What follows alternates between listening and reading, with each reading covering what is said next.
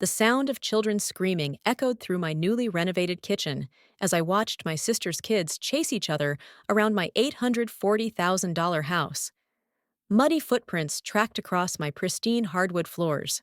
Sticky fingers smeared the freshly painted walls. And somewhere upstairs, I heard something crash. This wasn't how I planned to spend my Sunday afternoon.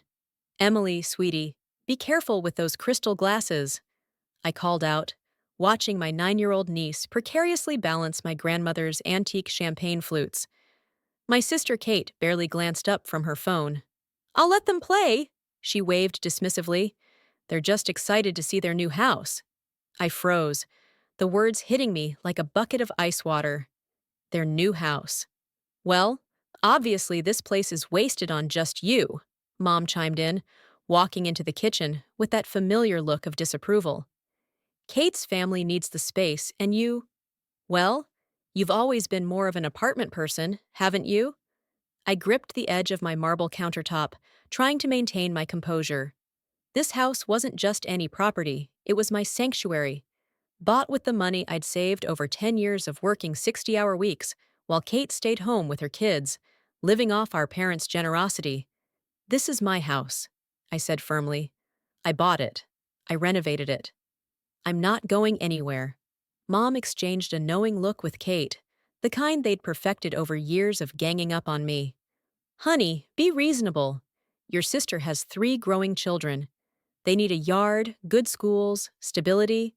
What did you need all this space for? To come home to an empty house every night? The jab's dumb, but I'd grown immune to their particular brand of emotional manipulation. What I need is for you to respect my property and my choices. Kate stood up, her perfectly manicured hands landing on her hips.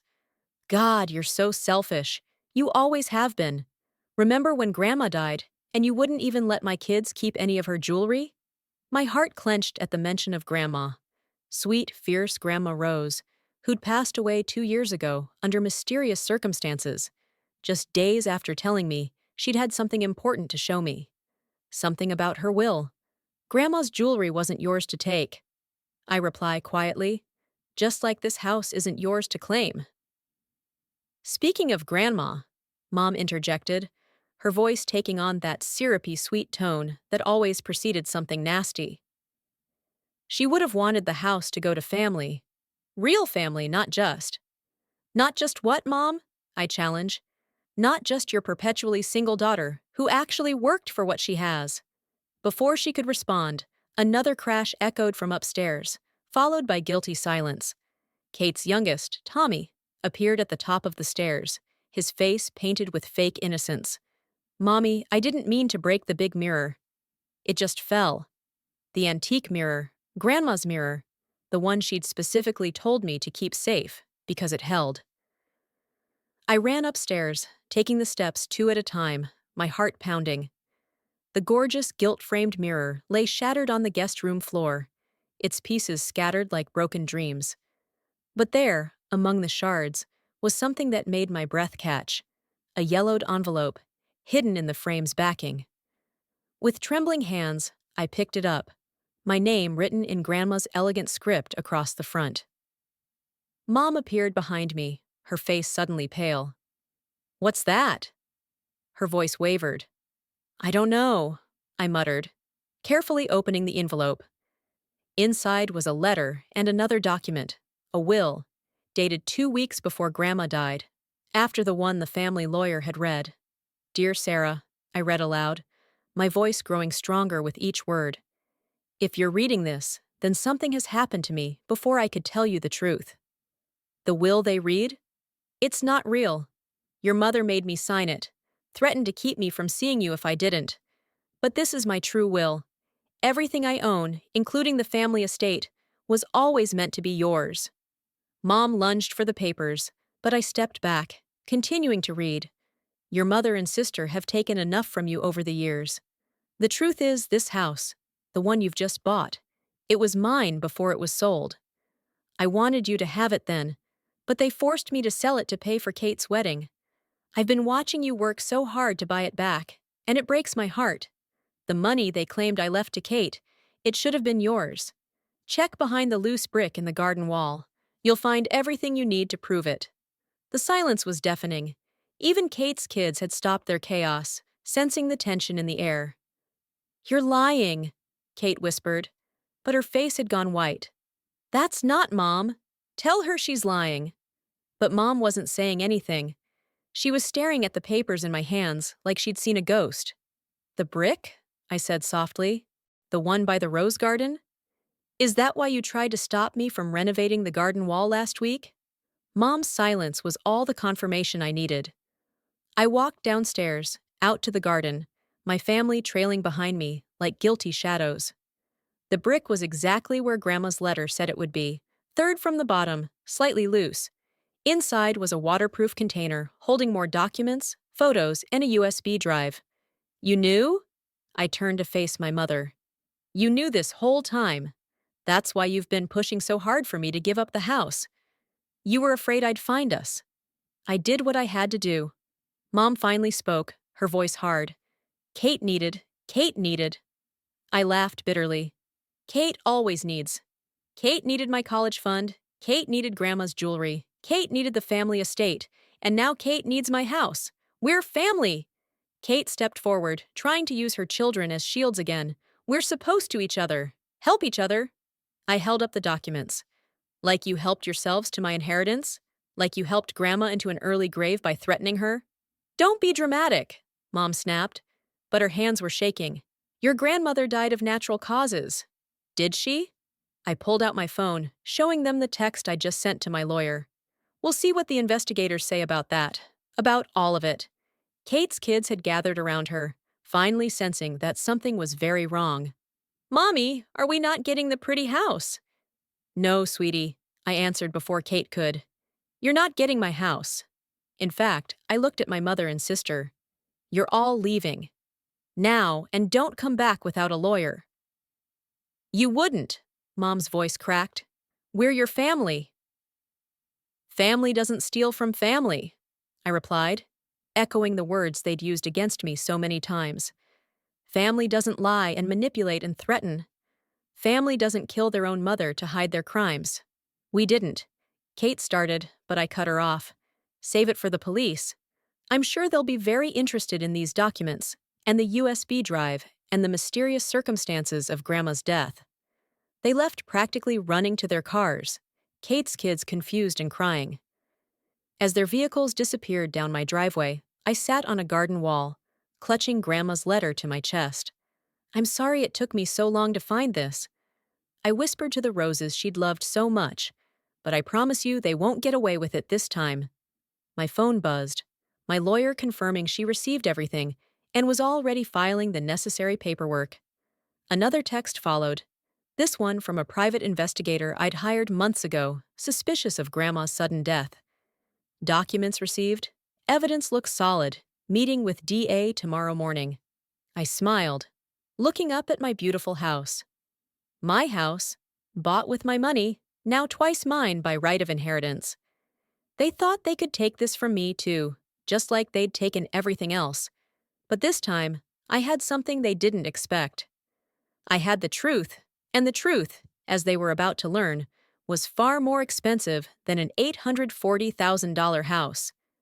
Standing up, I walked back inside, past the broken mirror, past the muddy footprints and sticky handprints. Tomorrow, I'd clean up their mess, just like I always had. But this time would be different. This time, they'd clean up their own mess in court. I picked up a piece of the broken mirror, seeing my reflection, fractured but clear. Grandma always said I had her spirit, her strength. Now I finally understood why they'd worked so hard to break me, because they knew, deep down, that I was the only one strong enough to expose their lies. Game on, I whispered to my reflection. Game on. The next morning, my quiet breakfast was interrupted by a barrage of texts and calls.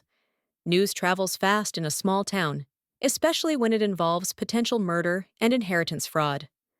My phone lit up with messages from relatives I hadn't heard from in years, each one suddenly concerned about my well-being, or more likely, their own involvement. Aunt Patricia. Sweetheart, your mother is hysterical. Surely we can work this out as a family. Uncle George, think about what you're doing. Some secrets should stay buried. Cousin Mary, oh man G, is it true? About Grandma Rose? Call me. I ignored them all, focusing instead on the email from my lawyer, Rebecca. Meeting with DA, set for 10 a.m. Evidence is compelling. Your grandmother's medical records show suspicious levels of medication in her system during her final days. The nurse who worked that week has agreed to testify. Be prepared. This is going to get ugly. Good, I thought. Let it get ugly. I was done with their pretty lies. The doorbell rang at exactly 9 a.m. Through the security camera, I saw Kate standing there, alone for once, looking disheveled. A far cry from her usual perfect appearance. Please, she called out, knowing I could hear her. 5 minutes. That's all I'm asking. Against my better judgment, I opened the door. Kate rushed in, her eyes red and swollen. You have to stop this, she blurted out. Mom, she's not well. The stress, the scandal. You'll kill her. I laughed. The sound harsh even to my own ears. Interesting choice of words, considering what you did to Grandma. We didn't. She stopped, catching herself. It wasn't supposed to happen like that. She was just supposed to sign the will. And what? I stepped closer and quietly accept that everything she'd worked for would go to her lazy, entitled granddaughter instead of the one who actually cared about her. Kate's face hardened. I have children. Yes, you never let anyone forget that. Your children, your needs, your entitlement. Tell me, Kate, did your children need Grandma dead? She slapped me. The sound echoed through the foyer. But I didn't flinch. Instead, I smiled, touching my cheek.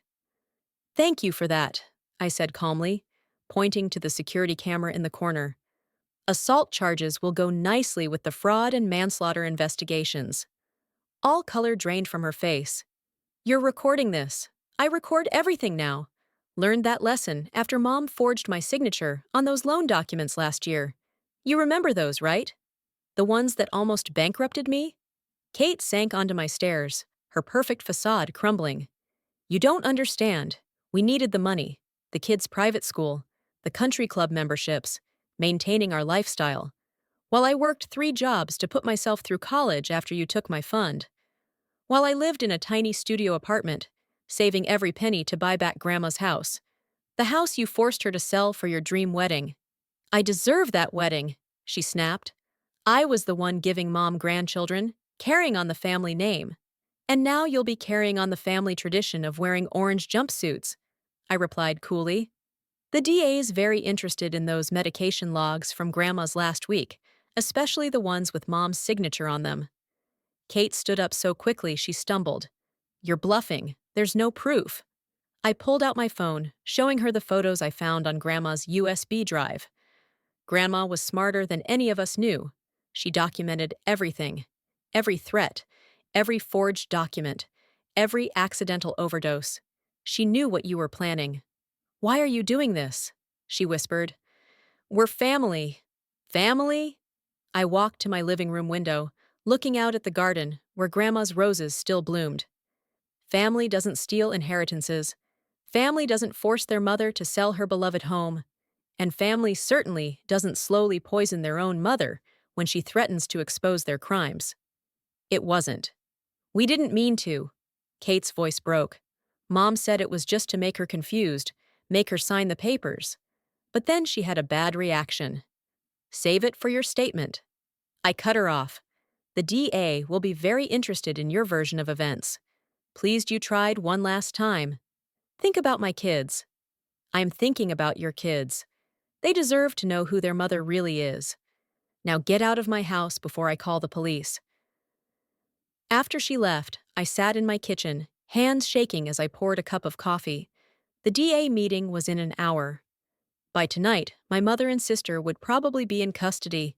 The scandal would rock our small community, destroying their carefully crafted image of perfect mother and daughter. My phone buzzed. A text from an unknown number. Opening it, I found a photo that made my blood run cold. It was Grandma and me taking the week before she died. Below it was a message. She wasn't supposed to die. But if you do this, you might not be so lucky. Family protects family. I forwarded the threat to Rebecca and the DA, then walked to my garden. Standing among Grandma's roses, I felt stronger. They thought they could scare me into silence, just like they'd scared her. But I wasn't afraid anymore. I had something they never expected, the truth preserved by a grandmother who loved me enough to make sure justice would eventually be served. I won't let them win this time, Grandma, I whispered to the roses. I promise. The war was just beginning, but this time I had evidence, witnesses, and most importantly, nothing left to lose. They'd already taken everything else. Now it was my turn to take something from them, their freedom. The headlines hit the local paper 3 days later. Prominent family arrested in connection with grandmother's suspicious death. Inheritance fraud scheme uncovered. Beneath the sensational headline were photos of my mother and sister being led out of their homes in handcuffs, their perfect facades crumbling under the harsh flash of news cameras. I sat in my kitchen, drinking coffee and reading the article for the third time. The evidence had been overwhelming. The medical records, the forged documents, the USB drive full of Grandma's secret recordings. But it was the nurse's testimony that sealed their fate. Mrs. Rose kept telling me something was wrong with her medication. The nurse had told investigators. She said her daughter was trying to confuse her, make her sign papers. I reported it, but the daughter, she was a hospital board member. Nothing came of it. My phone hadn't stopped ringing since the arrests. Relatives, friends, even Kate's husband Mark, all wanting to know how I could do this to family. None of them asked how they could have done what they did to Grandma. A knock at the door pulled me from my thoughts. Through the security camera, I saw Mark standing there, looking lost without Kate's controlling presence. "Sarah!" he called out. "Please, the kids need to understand what's happening." I opened the door but didn't invite him in. They need to understand their mother and grandmother killed their great-grandmother for money. That's a tough conversation. He flinched. They're saying Kate could get 20 years. Your mother, too. How can you live with that? How could they live with killing Grandma? I countered. How could you live with knowing what they did? His face fell. I didn't know. Not all of it. Kate said your grandmother was confused, that the new will was what she really wanted. I believed her. Like you believed her when she said I willingly gave up my college fund, or when she claimed Grandma wanted to sell her house for her wedding. "I'm sorry," he whispered. "The kids, they miss you. They don't understand why Mommy's gone. Why everyone's so angry." I softened slightly. The children were innocent in all of this. Bring them by on Saturday. We can have lunch. Talk about what's happening in a way they can understand. After he left, I walked through my house, my rightful house, touching the walls Grandma had loved, the banister she'd insisted be kept original, the windows where she used to watch her roses grow. The investigation had revealed something else. This house had never legally been sold. Mom had forged Grandma's signature on the sale documents, pocketing the money for Kate's wedding. My phone buzzed. A text from the DA. "Your mother wants to make a deal, says she has information about other family crimes. Interested in hearing more?" Before I could respond, another message came through. This one from an unknown number. "You think you've won. Family secrets run deeper than you know. Back off now, or everyone will learn what really happened the night of your father's accident." My hand shook as I read the threat. Dad's car accident when I was 12. The one that left him in a coma for 3 months before he died. Mom had always said it was a drunk driver, but there had never been another car found. I forwarded the message to my private investigator with a simple note, "Dig deeper." The doorbell rang again. This time, it was Aunt Patricia, Mom's sister, looking nervous and clutching her designer handbag. "We need to talk," she said without preamble. "There are things you don't know, things that could hurt a lot of people if they come out." I let her in, curious despite myself. She settled onto my couch, pulling out a thick envelope. "Your grandmother wasn't the first," she said quietly. "Your father, he found something. Documents about the family trusts, that's why." "Why what?" I pressed when she hesitated. Why your mother arranged his accident? The world tilted on its axis. I grabbed the wall for support, memories flooding back. Mom's calm demeanor at the hospital, her quick remarriage to her high school sweetheart, the mysterious disappearance of Dad's files. She killed Dad too. Aunt Patricia handed me the envelope. These are copies of what he found. I've kept them all these years, too afraid to come forward. But after what they did to your grandmother, inside were bank statements, transfer records, decades of systematic theft from the family trusts. Mom hadn't started with Grandma. She'd been stealing and killing for years. Why tell me this now? I asked, my voice hollow. Because she's threatening me too. Says, as she goes down, she's taking everyone with her. But I'm tired of the secrets, tired of watching them hurt people. I called the DA immediately, arranging for Aunt Patricia to make a formal statement. As she left, she turned back one last time. Your father would be proud of you, she said softly. He tried to stop them too. Do what he couldn't, and this, once and for all. That evening, I sat in my garden, surrounded by Grandma's roses, reading through Dad's documents. The truth was worse than I'd imagined. Decades of fraud, theft, and murder, all hidden behind the facade of perfect family values. My phone buzzed with a message from my lawyer. Your mother's talking, offering to implicate others in exchange for a lighter sentence. Want to hear what she has to say? I thought about Dad, about Grandma, about all the others who might have stood in my mother's way over the years. No deals, I texted back. Let her face everything she's done. The roses swayed in the evening breeze, their sweet scent mixing with the bitter taste of truth. Dad had died trying to expose them. Grandma had died, making sure I would find out everything. Now it was my turn to finish what they'd started. I pulled out my phone one last time, sending a message to the family group chat. The truth about Dad's accident is out. Mom's confessing. Anyone else want to come clean before the DA starts asking more questions?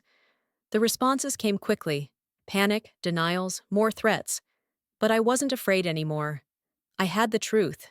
I had evidence. And most importantly, I had nothing left to lose. They killed my father.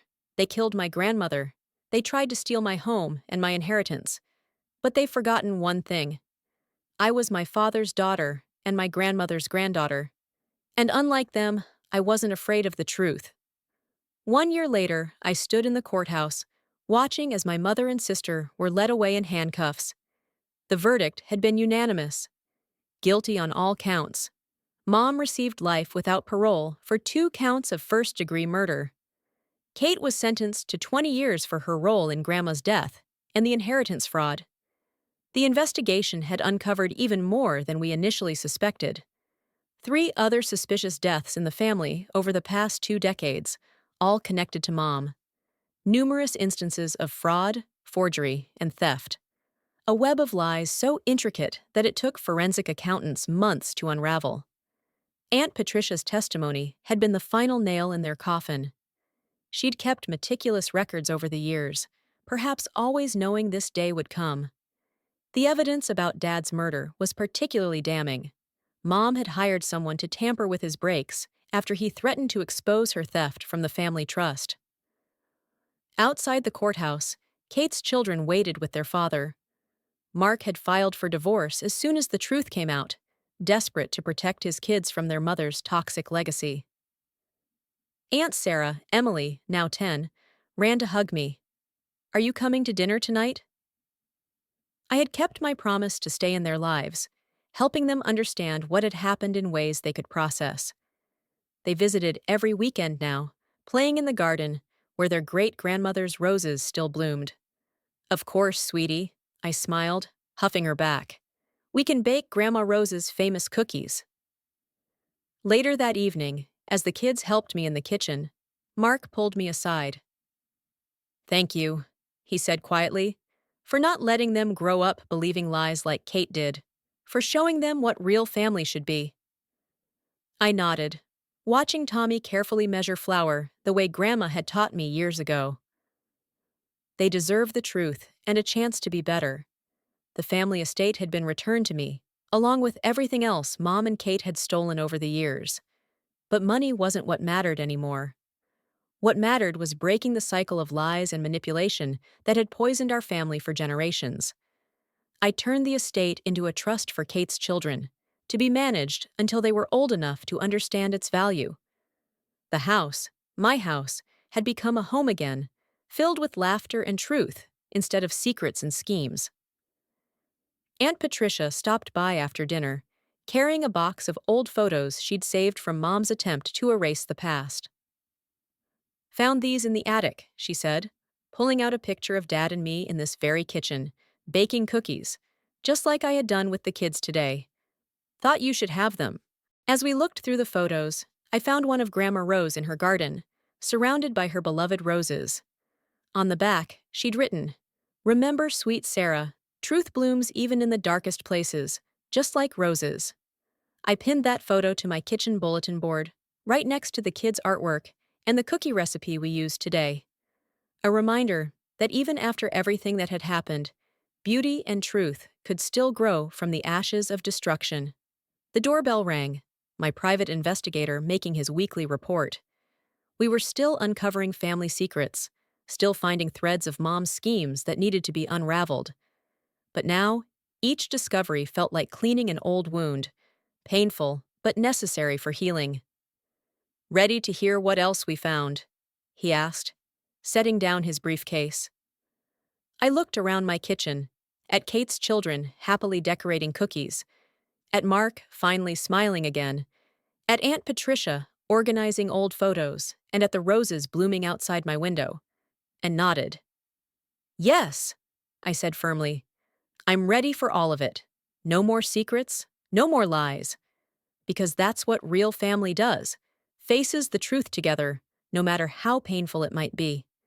And as I watched the sunset over Grandma's garden, I knew that finally, after all these years, we were becoming the kind of family she had always wanted us to be.